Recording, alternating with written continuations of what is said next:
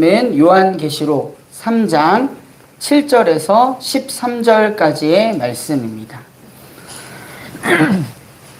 우리 본문의 말씀을 다 같이 교독하시고 마지막 절은 함께 읽도록 하겠습니다. 빌라델비아 교회의 심부름꾼에게 이렇게 써보내라. 거룩하신 분, 참되신 분, 다윗의 열쇠를 가지고 계신 분, 여시면 닫을 사람이 없고 닫으시면 열 사람이 없는 그분이 말씀하신다. 나는 내 행위를 보아라. 내가 내 앞에 문을 하나 열어보았는데 아무도 그것을 닫을 수 없다. 내가 힘은 적으나 내 말을 지키며 내 이름을 모른다고 하지 않았다. 보아라, 내가 사탄의 무리에 속한 자들을 내 손에 맡기겠다. 그들은 스스로 유대 사람이라고 하지만 사실은 그렇지 않고 거짓말을 하는 자들이다. 보아라, 내가 그들이 와서 내 앞에 꿇어 엎드리게 하고 내가 너를 사랑하였다는 것을 알게 하겠다. 인내하라는 내 말을 내가 지켰으니 온 세상에 닥쳐올 시험을 받을 때 나도 너를 지켜겠다. 시험은 땅 위에 사는 사람들을 시험하려고 닥치는 것이다. 내가 곧 가겠다. 너는 내가 가진 것을 굳게 붙잡아서 아무도 내 면류관을 빼앗지 못하게 하여라. 이기는 사람은 내가 내 하나님의 성전에 능히 이야기하겠다. 그는 다시는 성전을 떠나지 않을 것이다. 나는 내 하나님의 이름과 내 하나님의 도시 곧 하늘에서 내 하나님께로부터 내려오는 새 예루살렘의 이름과 또 나의 새 이름을 그 사람의 몸에서 두겠다. 함께 읽도록 하겠습니다. 귀가 있는 사람은 성령이 교회들에 하시는 말씀을 들어라. 아멘.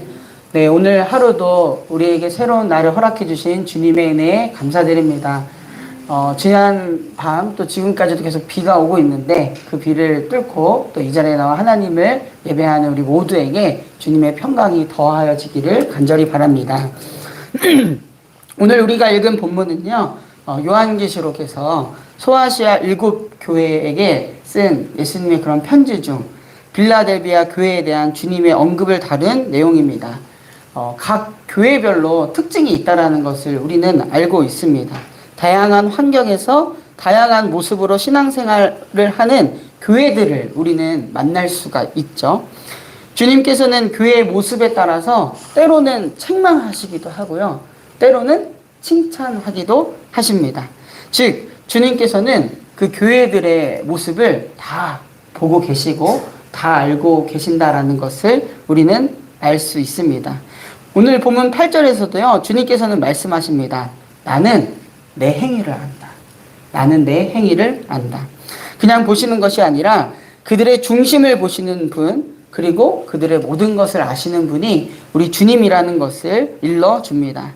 주님께서는 오늘날 우리 교회의 모습을 아시고 또 교회를 이루는 우리들의 모습을 보시고 또한 아시는 분입니다.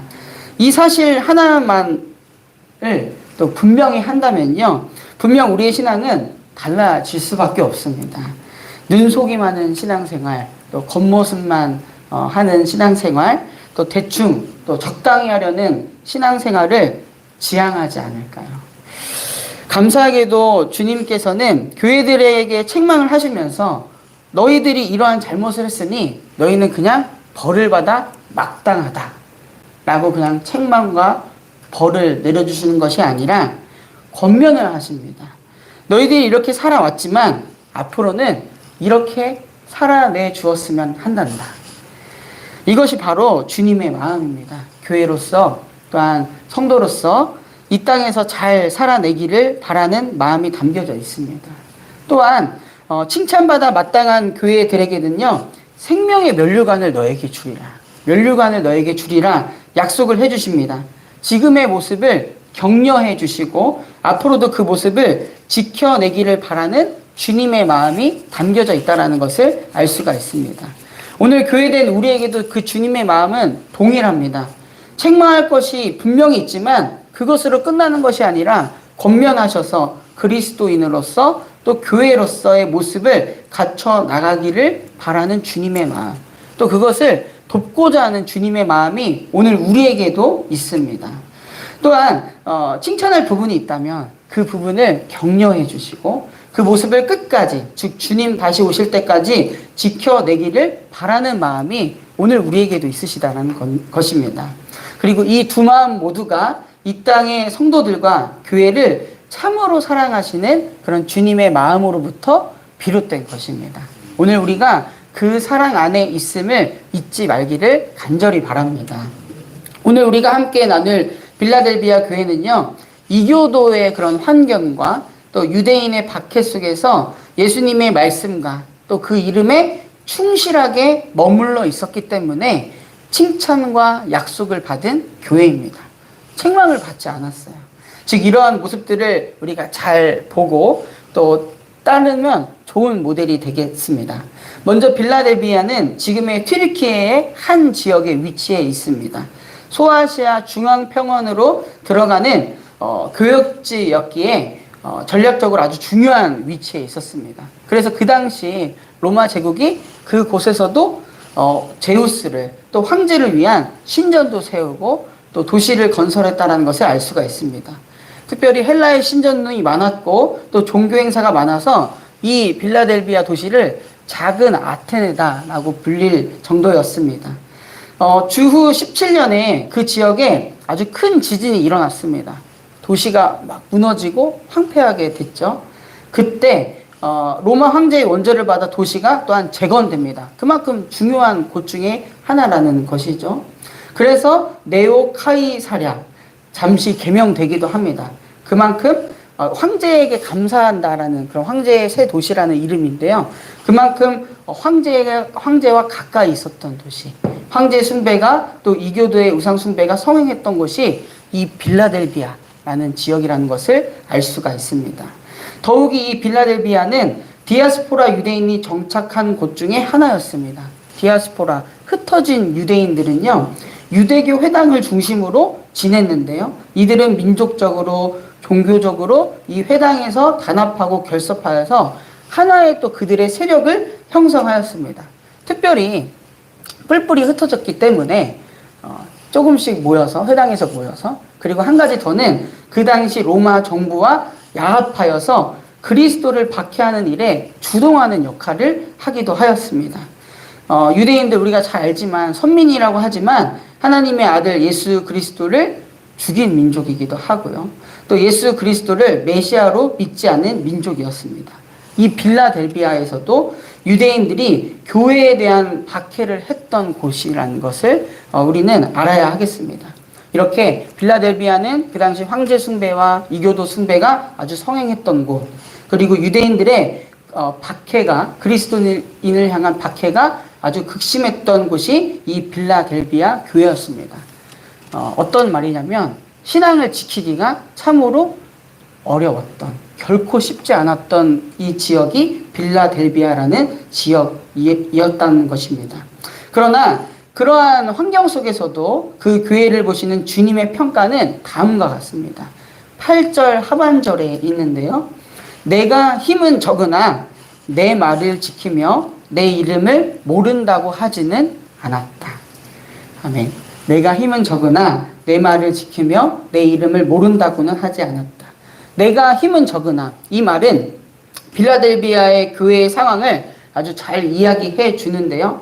단지 빌라델비아 교회가 뭐 종교적으로나 도덕적으로 판단하는 힘이 적다라는 것을 의미하는 것이 아니라 교회의 크기나 사회적인 권력을 과시할 만한 것이 보이지가 않을 만큼 아주 적은 힘을 가지고 있다라고 이해하는 것이 좋겠습니다.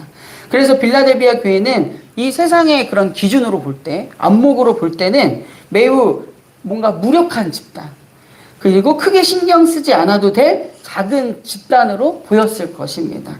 하지만 그들은 그러한 환경 속에서도 그들을 교회로 부르시고 세우신 그런 주님의 은혜를 알고 또한 하나님의 말씀을 지키면서 예수 그리스도를 드러내면서 살았습니다. 그런 환경 속에서 하나님의 말씀 지키고 예수 그리스도를 드러낸다라는 것은 그들에게 다가올 박해나 고난도 개의치 않는다라는 것을 의미하기도 합니다. 간절히 바라기는요, 오늘 이곳에 있는 우리가 이러한 모습을 지니기를 간절하게 소망합니다. 그저 그냥 껍데기만 있는 신앙이 아니라 정말 이 알맹이를 지키는 신앙이 있기를 간절히 바랍니다. 뭐 나 하나, 우리 교회 하나 순수하게 믿음을 잘 지키면 뭐 하나 라는 생각이 아니라 믿는 자로서 또 교회로서 우리를 부르시고 세우신 은혜를 잊지 않고 그 정체성을 분명히 지키면서 살아가는 믿음이 우리에게 있어야 할 것입니다. 우리의 가정에서 또 우리를 보내신 일터에서도 말이죠. 이러한 모습이야말로 정말 주님께서 칭찬하시는 주님의 기쁨이 되는 모습이라는 것을 오늘 빌라델비아의 교회는 우리에게 잘 이야기해 주고 있습니다. 또 오늘 본문을 보면 주님께서는 자신을 거룩하신 분, 또 참되신 분, 다윗의 열쇠를 가지고 계신 분이라고 소개를 합니다. 여기서 다윗의 열쇠를 가지고 있다라는 것은요, 다윗의 자손에서 메시아가 난다라는 것을 우리가 성경을 통해서 알 수가 있죠. 그리고 그 그리스도 메시아는 하나님의 나라를 다스리시고 하나님의 나라를 완성시킬 분입니다. 그런 하나님 나라에 들어가는 문을 여시는 권세가 그리스도께 있다라는 것을 잘 이야기해 줍니다. 그리스도께서는 자신이 하나님 나라의 문을 열고 또 닫을 궁극적인 권위가 있으신 분이라는 것을 강조하시는 것입니다. 이사야 22장 22절에서도 이것을 잘 드러내고 있는데요. 내가 또 다윗의 집의 열쇠를 그의 어깨에 둘 것이니 그가 열면 닫을 자가 없고 그가 닫으면 열 자가 없을 것이다. 아멘. 하나님의 나라의 문은요, 우리 인간의 힘으로 열리고 닫히는 것이 아니다라는 것을 알 수가 있습니다. 하나님 나라의 열쇠를 가진 그리스도만이 그 문을 열고 닫을 권세, 권한을 가지십니다. 그 문이 열리면 아무도 닫을 수가 없습니다. 구원은 확실하게 있다. 또 누구나에게 열려 있다라는 것을 의미하고요.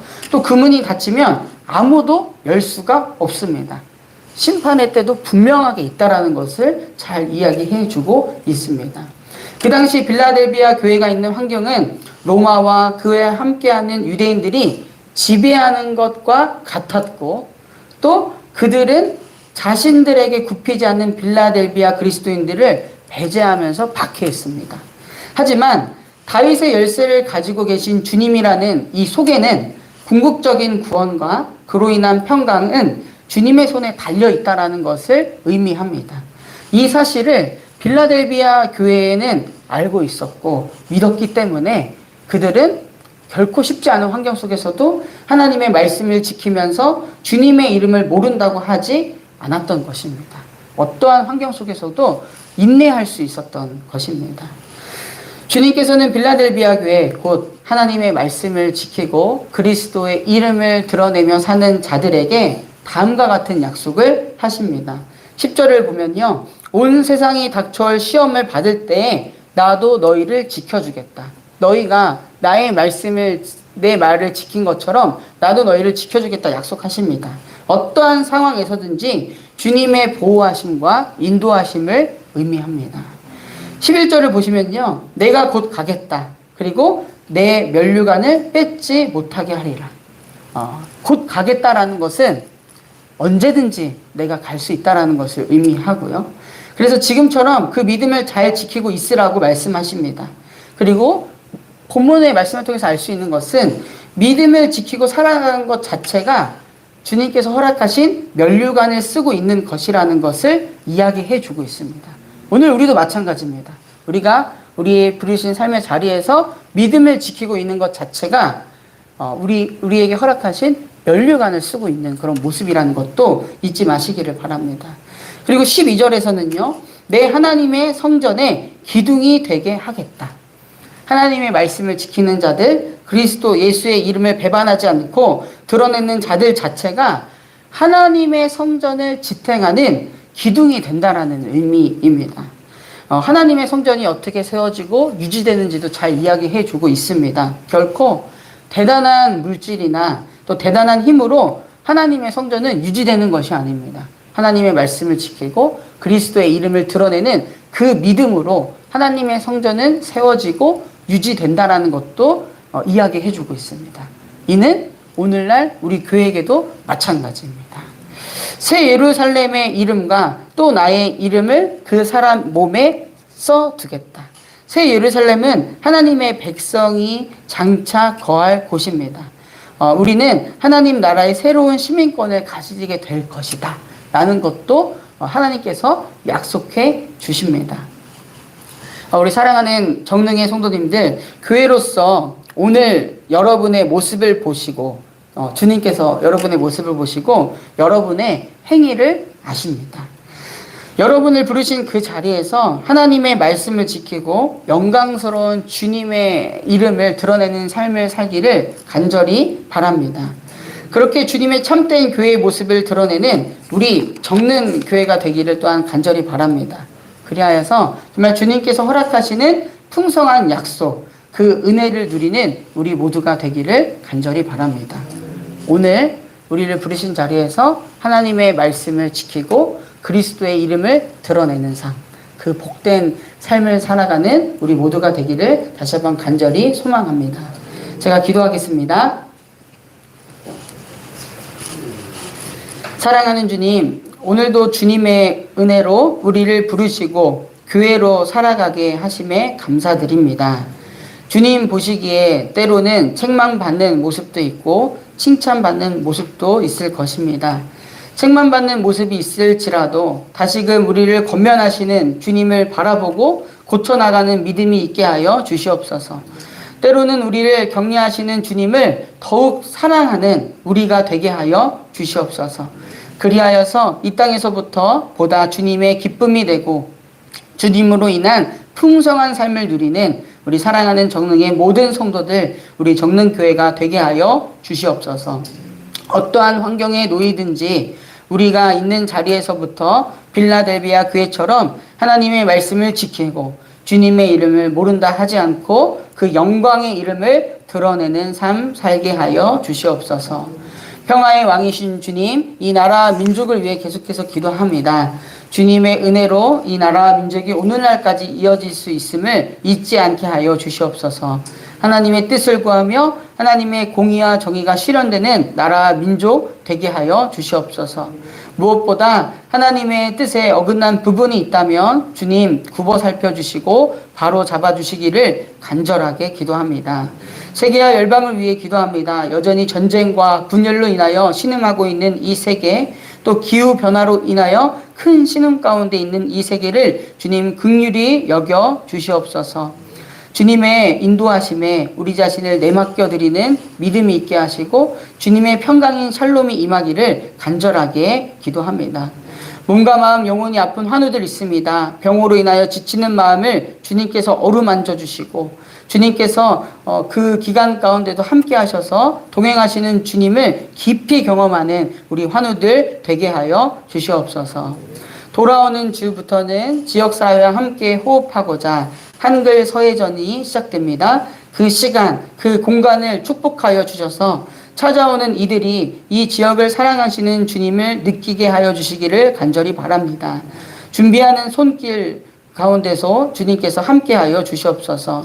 또한 오늘은 화요 중보 기도회로 지킵니다. 주님의 마음을 가지고 또 주님의 말씀을 가지고 가정과 나라와 이 세계와 열방을 위해 기도할 때 기도를 통하여서 일하시는 주님을 경험하는 시간 되게 하여 주시옵소서. 주님, 이 시간 주님께 감사하는 마음으로 또 동행하시는 주님의 은혜에 감사하는 마음으로 예물을 드린 손길이 있습니다. 주님 기억하여 주시고 늘 주님의 평강 가운데 거하는 삶 될 수 있도록 축복하여 주시옵소서. 이 시간 각자의 기도의 제목을 가지고 하나님 앞에 나아왔습니다. 기도를 통하여 우리를 향한 하나님 뜻 알게 하시고 그 뜻에 따라 살아가는 한날 되도록 인도하여 주시옵소서. 이 모든 말씀 우리의 길이요 진리요 생명이신 우리 구주 예수 그리스도의 이름으로 간절히 기도드립니다. 아멘. 하늘에 계신 우리 아버지여, 이름이 거룩히 여김을 받으시오며 나라가 임하시오며 뜻이 하늘에서 이루어진 것 같이 땅에서도 이루어지이다. 오늘 우리에게 일용할 양식을 주시옵고 우리가 우리에게 죄 지은 자를 사하여 준 것 같이 우리 죄를 사하여 주시옵고 우리를 시험에 들게 하지 마시옵고 다만 악에서 구하시옵소서. 나라와 권세와 영광이 아버지께 영원히 있사옵나이다. 아멘.